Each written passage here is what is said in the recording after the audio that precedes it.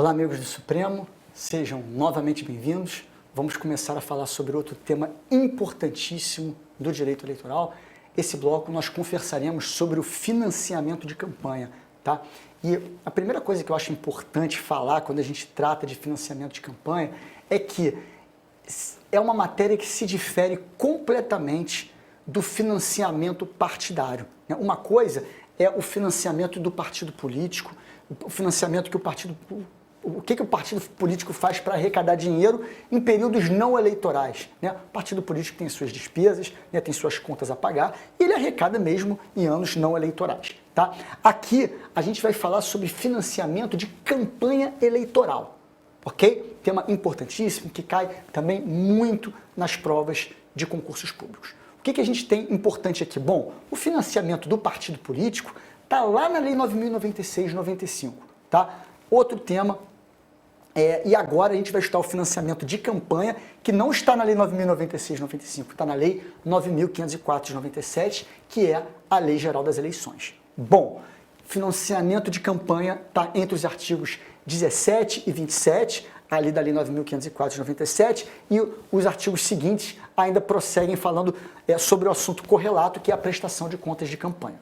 Tá? Mas eu quero começar a falar com vocês sobre esse tema no artigo 17 da Lei 9.504/97, que diz o seguinte: partidos políticos e candidatos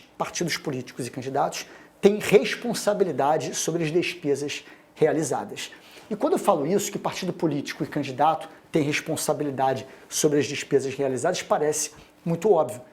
Eles têm responsabilidade, claro, sobre tudo que eles gastam, sobre tudo que eles arrecadam, mas tem um detalhe aí que eu acho que tem que ficar muito claro, que é uma responsabilidade autônoma do candidato ou do partido. Tá? Não há solidariedade entre as despesas realizadas do partido ou pelo candidato.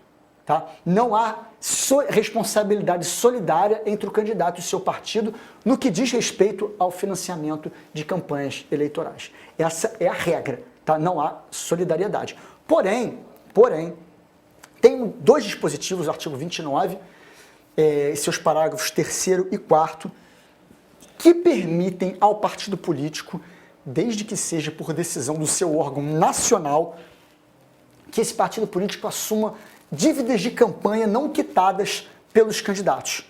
E aí, nesse caso específico, do artigo 29, parágrafos 3º e 4º, a agremiação partidária passa a responder solidariamente pelo débito. Mas, repito, essa não é a regra.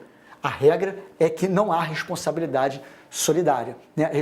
O que há, de fato, é a responsabilidade autônoma do partido e de seus candidatos. Bom, ponto importante sobre financiamento de campanha é o limite de gasto de campanha. O que é isso, Bruno? Vou fazer uma pergunta para vocês. Vocês acham que para cada cargo eletivo, cada candidato gasta quanto quiser? Não. Existe um limite de gasto que é estabelecido para cada um dos cargos que estão sendo disputados nas eleições. Tá? E quem estabelece esses limites de gasto de campanha? O artigo 18 da Lei Complementar, da Lei 9.504/97, estabelece como se dá a fixação dos limites de gastos de campanha. O artigo 18 fala o seguinte: os limites de gastos de campanha serão definidos em lei e divulgados pelo TSE. Tá? Então, quem que define o limite de gasto para cada cargo eletivo? Lei. E quem que divulga? O Tribunal Superior Eleitoral. A redação desse artigo 18 da Lei 9.504 foi alterada pela reforma de 2017. Hoje é assim que funciona. O limite de gasto é estabelecido em lei e divulgado pelo TSE. Na eleição do ano passado, na eleição de 2022, o legislador não definiu os limites. O que fez o TSE? Ele divulgou quais seriam os limites de gastos para cada um dos cargos eletivos. Eles pegaram os gastos da eleição anterior, atualizaram IPCA e divulgaram. Foi isso que aconteceu nas eleições de 2022. Então, mantiveram os mesmos gastos, o mesmo limite de gasto da eleição anterior para os mesmos cargos, só fizeram atualização dos valores. Tudo bem? Então, esse é o artigo 18 da Lei Complementar da Lei 9.504/97. O 18A é bem importante. O que ele fala? Serão contabilizados nos limites de gastos de cada campanha as despesas efetuadas pelos candidatos e as efetuadas pelos partidos que puderem ser individualizados. Toda despesa que pode ser individualizada, feita pelo candidato ou feita pelo partido, isso tudo deve ser contabilizado nos gastos de campanha. Isso tudo obrigatoriamente deve ser incluído dentro desse limite, não pode ultrapassar esse limite.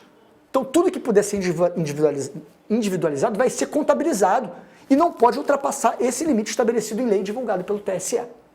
Para que existe isso, gente? O objetivo da existência de um limite de gastos de campanha é justamente evitar não evita, né, mas limitar a influência do poder econômico nas eleições. A gente sabe da importância que é o dinheiro dentro de uma campanha eleitoral. É claro que é importante, mas precisa ter um limite. E o artigo 18, esse limite de gastos, evita distorções gigantescas na distribuição dos gastos eleitorais, na arrecadação e efetivamente nas despesas dos gastos. Tudo bem? Então, esse é o objetivo de ter um limite para cada um dos... limite de gastos para cada uma das campanhas a cargos públicos eletivos. Tranquilo? Gente, um detalhe importantíssimo, tá? Em 2019, incluíram um artigo aqui, tá? Nessa parte de limite de gastos de campanha, para tirar dos limites de gastos os gastos advocatícios e os gastos de contabilidade, tá? Então, o que for gasto em relação a advogados, né? Contabilidade, referente a consultoria, assessoria, honorários, aquilo que for relacionado à prestação de serviços em campanhas eleitorais fica fora desses limites. Isso foi uma opção legislativa, está no artigo 18A, parágrafo único, incluída pela reforma de 2019. Então, gasto advocatício e contabilidade fica fora desse limite de gastos estabelecidos no artigo 18. Bom, e se extrapolar?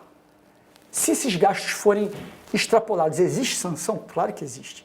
Está no artigo 18b da Lei 9.504, que diz que estabelece a multa equivalente a 100% da quantia que ultrapassar o limite estabelecido, sem prejuízo da apuração de abuso de poder econômico. Nos casos mais graves, vai se apurar eventualmente até um abuso de poder econômico.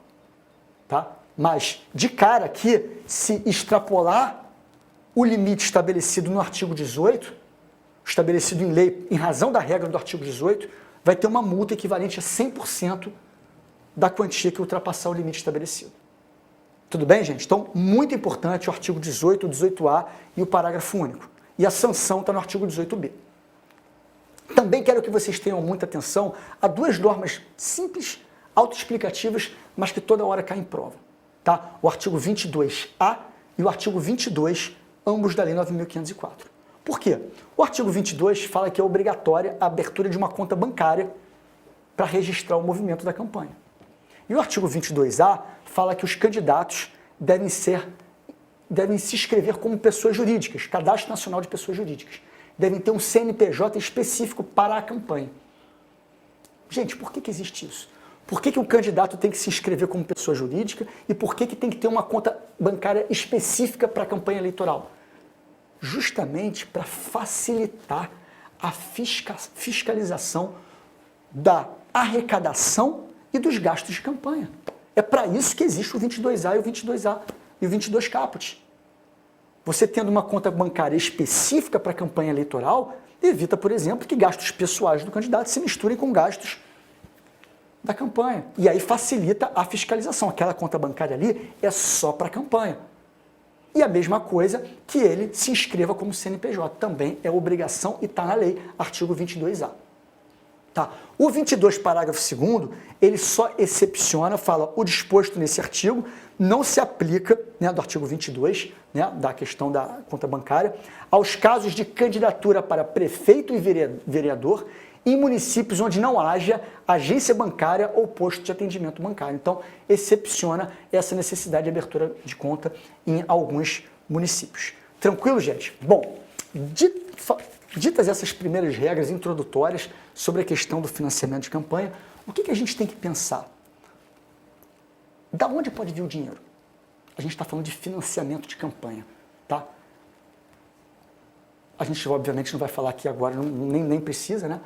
Do financiamento ilícito. É um caixa 2, é um dinheiro que vem de corrupção. Não.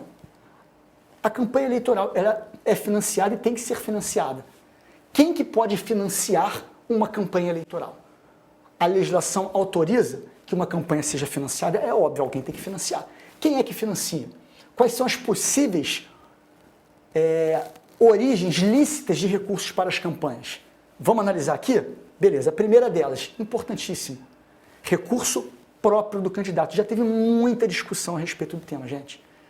O candidato pode financiar a própria campanha? A gente sabe que tem candidatos a cargos públicos eletivos que são milionários, que teriam totais condições de financiar a própria campanha sem ajuda de ninguém. Isso pode? Pode. Mas tem algum limite? Tem limite. E o limite agora está na lei. Antigamente tinha muita controvérsia sobre o tema, agora está na lei, está na tela aí de vocês. Olha só, artigo 23A, parágrafo 2º-A da Lei 9.504. O candidato poderá usar recursos próprios em sua campanha até o total de 10% dos limites previstos para os gastos de campanha no cargo em que concorrer. Isso foi estabelecido pela Lei 13.878 de 2019. Então, lembra o limite que a gente viu agora? Aquele que está no artigo 18, né, que é estabelecido em lei e divulgado pelo TSE. Esse limite, 10% desse limite, o candidato pode usar em recursos próprios. Artigo 23, parágrafo 2º-A da Lei 9.504. Tranquilo? Essa é uma possibilidade de origem lícita de recursos. Outra, doação de pessoas físicas. Né? Pessoa física pode doar para a campanha eleitoral? Pode. A gente sabe que pessoa jurídica não pode mais doar. Ação direta de inconstitucionalidade 4.650 proibiu doação de pessoas jurídicas para campanhas eleitorais, mas pessoa física continua podendo doar. E o limite é de 10% dos rendimentos brutos auferidos pelo doador no ano anterior à eleição, a gente vai ver isso daqui a pouco, né? Ou no caso de doação estimável em dinheiro, R$40 mil. Mas doação de pessoa física é uma origem lícita de recursos eleitorais, a gente vai aprofundar isso daqui a pouquinho. Outra possibilidade, doação de outros partidos políticos e de outros candidatos. Outros partidos podem doar para a campanha? Podem. Tem previsão na resolução do TSE. Outros candidatos também podem doar. Artigo 25, parágrafo 3º da resolução. Partidos políticos e candidatos podem doar, resolução 23.607, podem doar entre si bens próprios ou serviços estimáveis em dinheiro, ou ceder seu uso, ainda que não constituam produto de seus próprios serviços ou de suas atividades. Ok? Então pode haver a doação de outros partidos e de outros candidatos. Assim como pode haver também a comercialização de bens ou serviços e promoção de eventos visando a arrecadação de recursos para campanhas eleitorais. Isso tem previsão no artigo 23, parágrafo 4º, inciso 5º da Lei 9.504, e inclusive tem menos de 2 anos o STF falou que é constitucional essa possibilidade, né, de realização de eventos, shows, visando a arrecadação de recursos para campanhas eleitorais. Isso é lícito, é constitucional e não se confunde com a figura do showmício. Tá? Tem acórdão do Supremo Tribunal Federal nesse sentido e a gente ainda vai falar sobre isso no nosso curso. Tá? Bom, essa é outra possibilidade, está no artigo 23, parágrafo 4º, inciso 5º da Lei 9.504 de 97. Receitas decorrentes de aplicação financeira de recursos de campanha. Né? Quando o candidato vai aplicar o recurso de campanha, normalmente coloca numa conta de banco, né? É obrigatório que aconteça isso, e vai haver uma receita decorrente dessa aplicação financeira. Ele pode usar isso na campanha? Claro que pode. Artigo 15, parágrafo 1º da Resolução 23.607 de 2019. Tá? Outra possibilidade, recursos próprios dos partidos políticos. E aqui a gente vai destrinchar um pouco melhor isso, porque é de suma importância esse assunto. Bom, o artigo 15, inciso 5º da Resolução 23.607 de 2019, ele permite que o partido político se utilize de recursos próprios para financiar campanhas eleitorais. Mas para que o partido político possa se utilizar desses recursos próprios nas campanhas eleitorais, ele precisa que esses recursos tenham a sua origem identificada e que obrigatoriamente sejam provenientes de determinadas situações. Então, vou mostrar para vocês da onde o recurso pode ter vindo para que o partido político utilize como recurso próprio numa campanha eleitoral. Está na tela aí de vocês. Aqui, vamos lá. Recursos próprios dos partidos políticos. É necessário que seja identificada a origem do recurso e que esses recursos sejam provenientes. Tá? Eles têm que ter vindo ou do fundo partidário, ou do Fundo Especial de Financiamento de Campanha, a gente vai ver agora, doação de pessoas físicas aos partidos políticos, contribuição de filiados, comercialização de bens e serviços ou promoção de eventos de arrecadação e rendimentos decorrentes de locação de bens próprios dos partidos políticos. Então, gente, para que um partido político possa se utilizar de recursos próprios para campanhas eleitorais, ele tem que ter a origem desses recursos identificada e, obrigatoriamente, para que ele possa usar, ele tem que ter vindo de um desses pontos que eu acabei de falar aqui com vocês. Fundo partidário, Fundo Especial de Financiamento de Campanha, doação de pessoa física, contribuições e essas outras todas que eu falei aqui. Dentre essas todas que eu falei aqui, uma delas é muito importante e eu quero agora conversar um pouquinho sobre esse assunto com vocês, que é o momento adequado, falar com vocês sobre o chamado fundo eleitoral, né, que é o Fundo Especial de Financiamento de Campanha, trazido, né, que está hoje no artigo 16C e seguintes da Lei 9.504 de 97. Como vocês sabem, lá atrás, o STF considerou inconstitucional a doação efetuada por pessoas jurídicas a campanhas eleitorais. E o legislador foi obrigado, a partir daí, a pensar num modelo de financiamento que não dependesse mais de doação de pessoas jurídicas. E, a partir desse momento, se acentuou a tendência de um modelo de financiamento público de campanhas eleitorais. Ou seja, financiamento de campanhas feita com dinheiro público. Esse dinheiro vem da onde? Artigo 16C. Está na tela de vocês aí, ó. O Fundo Especial, 16C da Lei 9.504, tá? O Fundo Especial de Financiamento de Campanha, que é esse aqui, FEFC, e só um detalhe aqui, esse é o chamado fundo eleitoral, que todo mundo é vulgarmente chamado de fundo eleitoral, tá? Então vamos lá. O Fundo Especial de Financiamento de Campanha é constituído por dotações orçamentárias da União em ano eleitoral em valor ao menos equivalente ao definido pelo TSE a cada eleição, ao percentual do montante total de recursos, tudo mais. Então isso aí nem é o mais importante. O importante é vocês entenderem que o Fundo Especial de Financiamento de Campanha, ele é constituído por dotações orçamentárias da União em ano eleitoral. É dinheiro público utilizado em campanhas eleitorais. Beleza? Muito bem. Como é que isso acontece? Como é que é o processo desse dinheiro público que passa a ser utilizado pelos partidos políticos e candidatos nas campanhas? Bom, o artigo 16C, parágrafo 2º, ele deixa bem claro como é que é o funcionamento. Olha só, o Tesouro Nacional depositará, ó, tá aqui, ó, o Tesouro Nacional, né, que é onde está o dinheiro, depositará os recursos no Banco do Brasil em uma conta que fica à disposição do TSE até o primeiro dia útil do ano do pleito. Então, até o primeiro dia útil do mês de junho do ano do pleito, o Tesouro Nacional deposita o dinheiro do Fundo Especial de Financiamento de Campanha numa conta do Brasil que fica à disposição do TSE. E o TSE vai fazer o quê?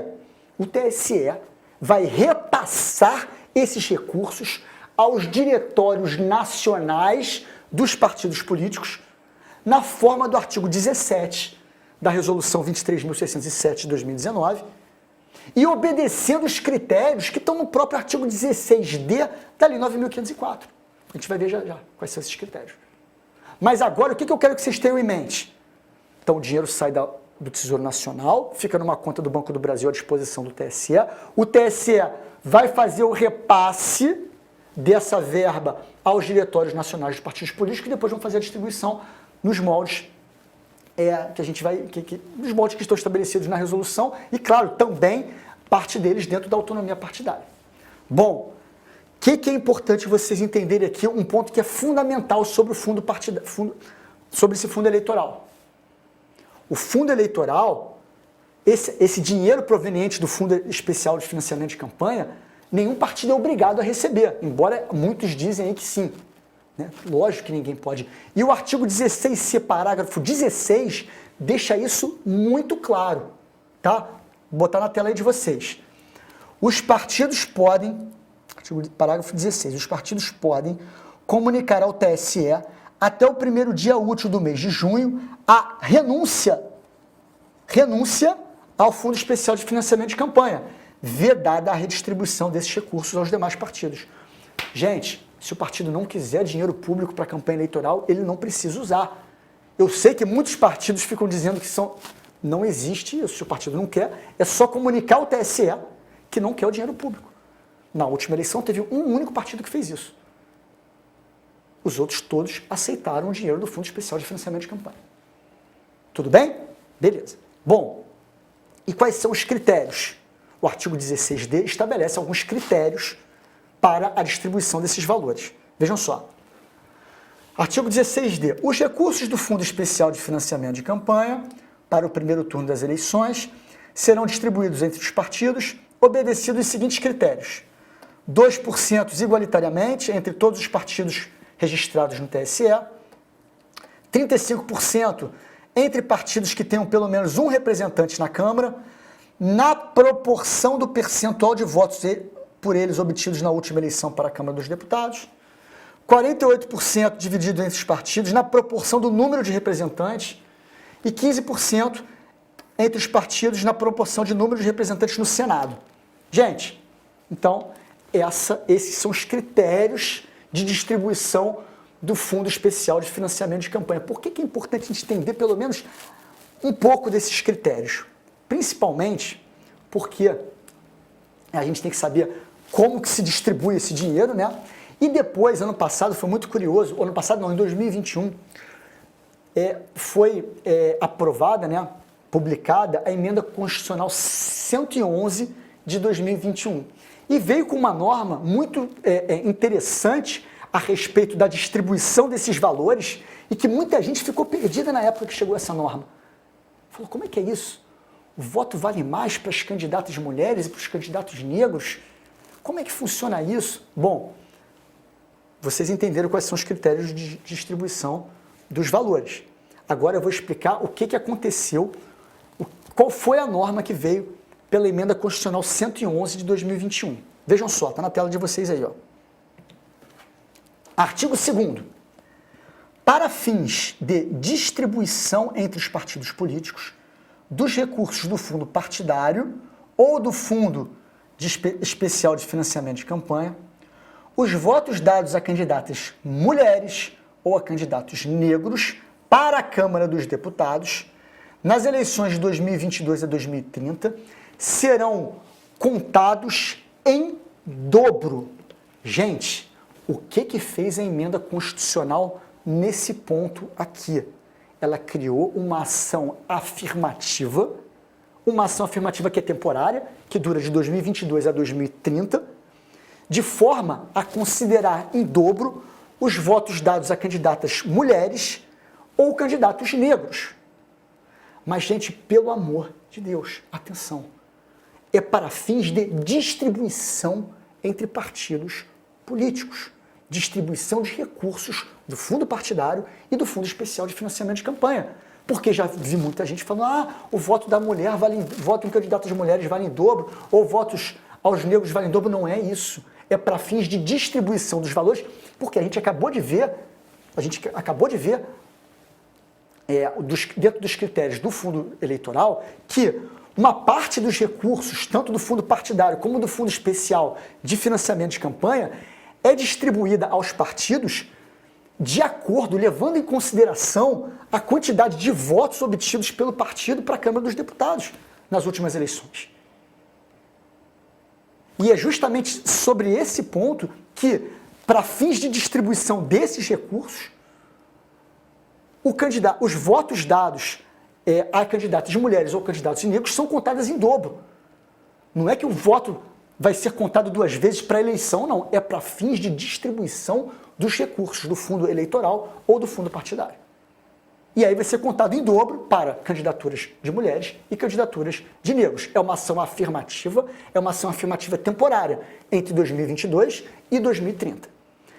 Pergunta interessante, que já me foi feita. Se o partido eleger para a Câmara dos Deputados, porque só vale para a Câmara dos Deputados, uma candidata negra do sexo feminino, como fica a contagem para a distribuição dos recursos? Porque aqui fala que os votos dados a candidatas de mulheres ou negros serão contados em dobro. Se for mulher e negra, conta vezes 4 ou conta em dobro?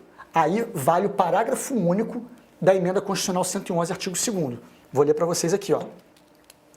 A contagem em dobro de votos a que se refere o caput somente se aplica uma vez, ok? Então, somente se aplica uma vez. Então, se ela for uma candidata negra do sexo feminino, a contagem em dobro vai ser feita apenas uma vez. Ou seja, se ela teve 50 mil votos, serão considerados para fins de distribuição dos recursos do Fundo Especial de Financiamento de Campanha, 100 mil votos nesse caso. Ela teve 50 mil, vai ser considerado 100 mil, ou seja, vai ser considerado em dobro uma única vez. Tranquilo, pessoal? Beleza. Bom, então, vamos aqui prosseguir, só para terminar o tema financiamento de campanha. A gente falou das origens lícitas de recursos para campanhas eleitorais e eu quero falar com vocês, especialmente agora, sobre uma dessas origens lícitas, que é a doação realizada por pessoa física para campanhas eleitorais. Por quê? Porque tem uma ação própria para esse fim, caso essa doação seja ilegal.